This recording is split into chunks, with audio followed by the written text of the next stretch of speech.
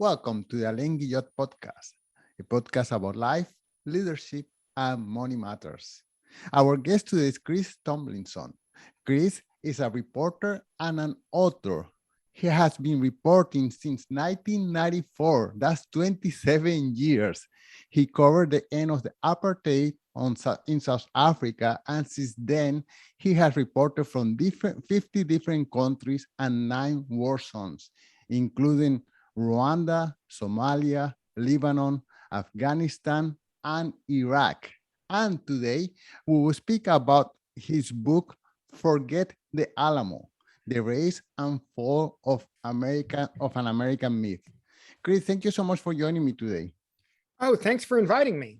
So, Chris, I didn't mention the name of the co-authors of the book. Could you tell us who co-wrote this book with you? Sure. Brian Burrow, who is probably best known for his book, Barbarian to the Gate, and his 25 years at Vanity Fair, and our mutual friend, Jason Stanford, who's a political consultant here in Austin. The three of us would have breakfast together, and we dreamed up this book. Well, uh, well, the first thing that I noticed is that you definitely do not have a boring life. I mean, I went through the work that you do, and well, being in 50 different countries, that's already just mind blowing for many of us who have been only in 1 or 2 countries. So that's just incredible. And then, of course, the writing of the book. I wonder if you could just give us a glimpse of your life, tell us about your background. Well, I grew up in Dallas, Texas. My family has been in Texas for 5 generations. I joined the Army when I was 17. I came from a poor family and spent 7 years stationed in Japan and Germany and across the United States. Went to college, got bored, and that's when I flew off to South Africa to join the revolution against apartheid. The revolution did not need me, but a Japanese newspaper did.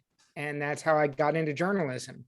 That led to being based in Rwanda for the Associated Press and Voice of America.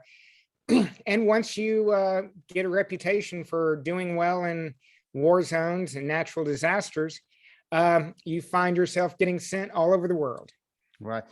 You mentioned that you came from a poor family and you joined the army. And is that something that happens often enough that poor families of people from poor background join the army?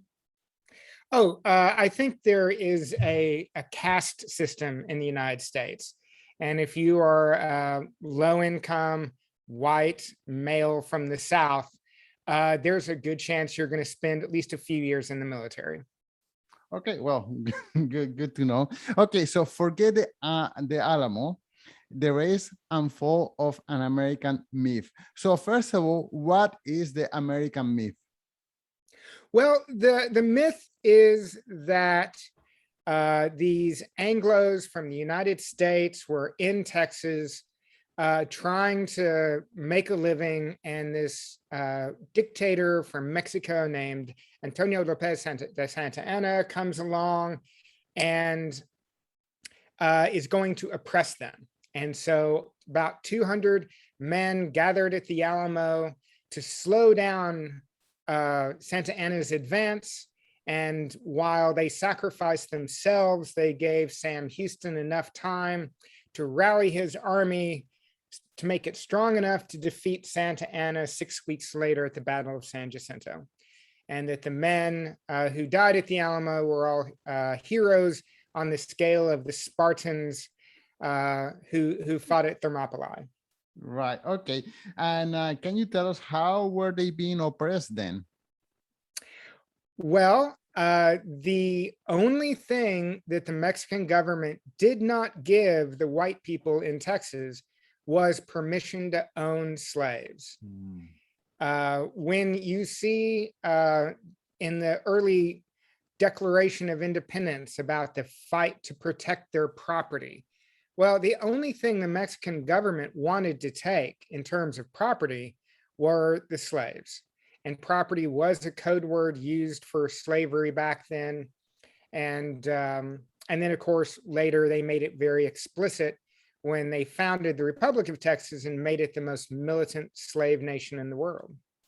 And when you say take the slave, what you actually mean is to liberate the slave? Santa Anna, before crossing the Rio Grande River, said that he intended to free the slaves in Texas. And that was one of his goals. He was going to stop Americans from illegally settling in Texas, which was part of Mexico back then, and that he was going to liberate the slaves. Those were his two main purposes. And so that means slavery is illegal in Mexico at this time. Yes, well, it's as with all things, it's very complicated. Mexico, upon winning its independence from Spain, made slavery illegal in most of the country. Texas, Coahuila was the northern province where the settlers, the Anglo settlers, convinced the Mexican government to give them a break, to let them keep their slaves for 3 or 7 or 10 years, or to allow some kind of indentured servitude. And over 10 years, this debate went back and forth between the Texians and the Tejanos and the central government in Mexico City. And so by 1836, though, the Mexican government in Mexico City had had enough, and they were going to do away with slavery across the country. In a time period where slavery is legal and there seems to be no moral qualms about owning a slave, how come Mexico decided to abolish slavery? Well, by the 1820s, there was an international movement to ban slavery. It had started in London with Great Britain and the British colonies. British warships were intercepting slave ships at sea and liberating the Africans they found trapped on board.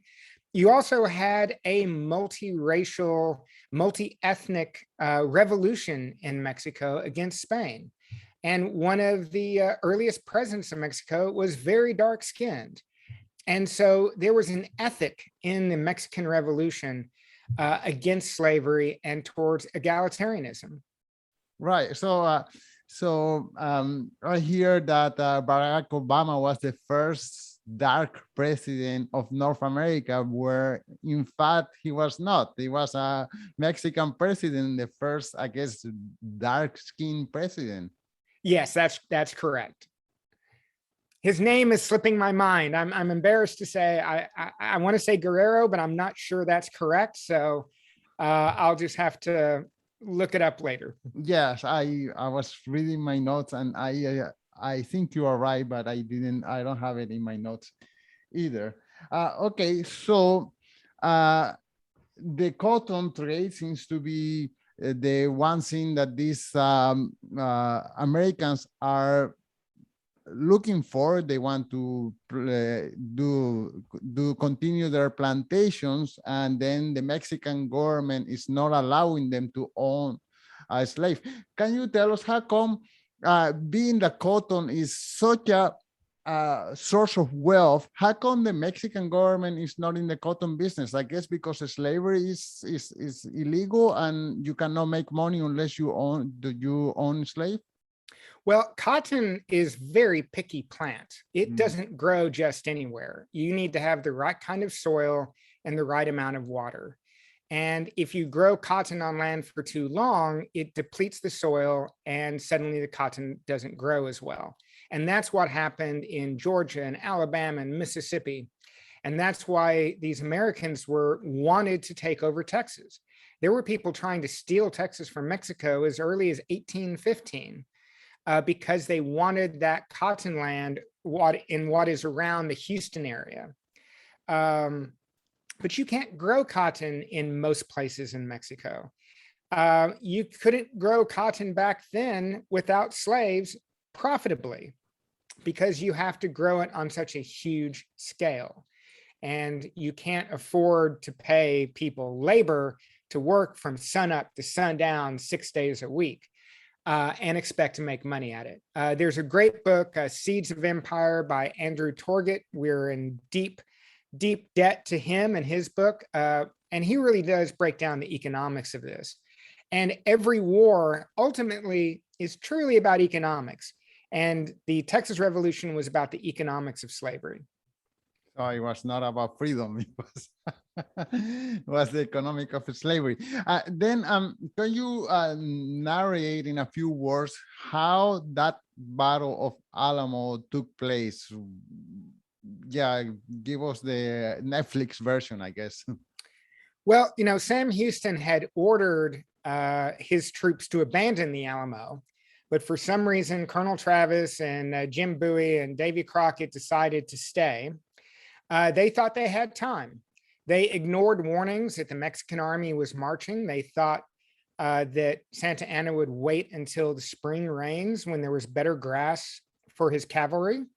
And so they were surprised. They were shocked when they looked out from a bell tower at the cathedral and saw Mexican troops marching into town. They did not flee. They holed themselves up in the Alamo and hoped for reinforcements. They were trapped. They were surprised. They were fools. There was no intent to fight this battle. And when reinforcements did not arrive and Santa Anna demanded unconditional surrender, they chose to fight. And they didn't fight to the death. At least 2/3 of them tried to run away and were hunted down in the fields by Mexican cavalry. It's not the glorious battle that you see in the John Wayne movie. Right. This sounds like a foolish thing to do. They didn't have scouts to be able to see that a big army is approaching them. I mean, I doubt that they just were so surprised. Well, this is the this indicates their racism, because these are Anglos from the United States. They look down on Mexicans. They look down on anyone of color. And Juan Seguin, who was the former mayor of San Antonio, and he had a group of scouts, and his scouts came back every day saying, "Hey, the Mexican army is on its way." But because they were brown-skinned, the white commander in the Alamo, William Travis, refused to believe it. He thought they were lying to him, and he paid for it with his life. Wow. Okay. So the varnished version of the brave Americans who stood there until the end of their life, that was the history that we knew for about 150 years or so. So at what time historians start peeling the layers and going a little bit deeper into the history? Well, the story of the Alamo is part of the wider lies about manifest destiny. It's about how white people had a God-given mission to take over the earth and to subjugate people of color. And that's why the Alamo myth was so important, was to reinforce this white supremacy that justified the racism you saw in the United States under slavery and Jim Crow and up until the Civil Rights Movement. And it was the Civil Rights Movement and Chicano scholars in the 1960s who began to say, hey, wait a minute. I grew up with a different story. I've interviewed several San Antonians who talk about the stories they were told at home by their grandfathers and their grandmothers and their great-grandfathers about what really happened at the Alamo. And it was this scholarship that led to the beginning of a revision of and a correction of what really happened. But unfortunately, it really didn't start taking hold until the 1990s. And that's when white supremacists came back and suppressed the truth again. And at what moment in history this story of Alamo, because it was something that no one really paid attention to. It was just a skirmish that happened in Texas long time ago, but then it became global. I mean, I'm here in Canada and I have heard about the Alamo. My family in Colombia knows about the Alamo. So What was it that make it explode internationally as this heroic battle? Well, we have Walt Disney to thank. Walt Disney is the one who really made the Alamo special and famous with his TV series, Davy Crockett, King of the Wild Frontier in the 1950s. John Wayne followed that up 4 years later with The Alamo in 1960, which is probably the most famous film about the Alamo and the biggest lie. I mean, almost nothing in that movie is true. And there were probably at least 6 or 8 other versions. None of them very good, but there was a lot of popular culture around this idea of the heroic white American standing up to an oppressive dictatorship. And it all came down to the Cold War. These were parables for the Cold War to encourage people to stand up to communism. And that's why most of them have no basis in truth. Right. And okay, so now I have the sense, or you hint that the Alamo is being fought one more time. I mean, the government of Texas don't particularly like your version of the fact, and they prefer the Walt Disney's version. So how is this battle being fought all over again? Well, the Alamo is in pretty sad shape. It needs to be remodeled. The plaza around the Alamo needs to be remodeled. And the conservative government here in Texas has talked about spending $450 million to fix the place up. And San Antonians are raising their hands and saying, hey, wait a minute, that's a lot of money to spend in America's poorest major city. That's a lot of money to spend promoting white supremacy and these white supremacist myths in America's largest majority Hispanic city. And it's also a big question about, do we want to dedicate a museum to white supremacy when Anglos are only 41% of the population, and in 5 years, Hispanics will be the majority in Texas? So the battle over the Alamo has become a battle about the future of Texas. Are we going to hold on to these old myths? Are we going to tell the truth? And also, are we going to have a multi-ethnic, multicultural Texas that sees its history through the eyes of all of its peoples, not just through the eyes of white people? And that's the battle going on right now.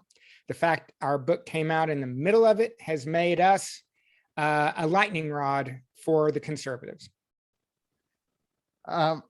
Being that why Americans are a minority in Texas, do you have a explanation for how come there is no bigger representation of Latin American and Native American in the Texan government? Well, there are 2 things. One is that voter turnout among Hispanics in Texas is much, much lower than it is for whites, non-Hispanic whites. And I would say that the majority of Hispanics in Texas are young. They're under the age of 25. Even more are under the age of 18. It's this big population bubble that's just really now coming of age. If you go to a big city Texas high school, it will be 85% Latinx. And that signals a massive change. And I think what we're witnessing in some ways is this last push of resistance to this demographic transformation. The last battle of the Alamo. Well, this is an amazing subject. I have learned a lot about Mexican history, and well, hopefully Americans will learn about their own history as well. Can you tell us one more time the title of the book and where can the listeners follow the work that you do? Sure. Forget the Alamo, The Rise and Fall of an American Myth. I'm a columnist for Hearst newspapers in Texas. That's the Houston Chronicle, San Antonio Express News, Laredo Morning Telegram, Beaumont Enterprise, all of those, fun papers in Texas. You can find my work there. I'm also on Twitter at CL Tomlinson. Tom, Chris, thank you so much for being here with us today. Oh, thank you, Alon. It's been my privilege. Thank you.